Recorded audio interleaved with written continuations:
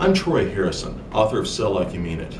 I'm here today to answer one of the questions that I get asked most commonly, and that is this. Troy, when I'm making a prospect call, should I begin by asking my prospect if it's a good time for them to talk? Let me give you my short answer and then I'll explain it. The short answer is no, absolutely not. This is one of the worst things you can do on a prospecting call, and I'll explain why.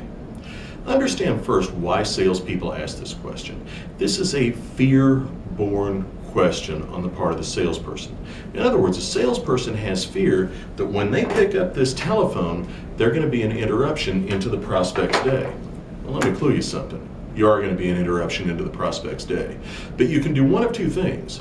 You can either make it worthwhile for the prospect to be interrupted just for a few seconds, or you can make it a complete and utter waste of their time. Now, when you call someone and ask them, is this a bad time to talk? One of two things is going to happen. Understand first, when your prospect picks up the telephone, for a brief moment, the psychological walls that separate your prospect from you as a salesperson is down. Otherwise, they wouldn't pick up the phone. They're picking up the phone thinking it's going to be a good use of their time and energy to pick up this telephone, to answer it and say, "Hi, John Smith here." When the first thing they hear is a salesperson saying, "Hi, Mr. Smith, is this a bad time to talk?" Well, one of two things is going to happen. Either first, they're going to say, "Yeah, it's a bad time to talk," and they're going to hang up on you. Or two, they're going to have a little bit of patience because they don't want to be rude, and they're going to say, "What can I do for you?" But understand, when they say, "What can I do for you?" that psychological wall has gone back up. What you've done is just killed your opportunity for a successful prospecting call. Recognize your call's an interruption and try to make the most out of that time. Now, here's how salespeople are going to defend the "is this a bad time to call" question. They're going to say, "But Troy, I'm just trying to be respectful of my prospect's time."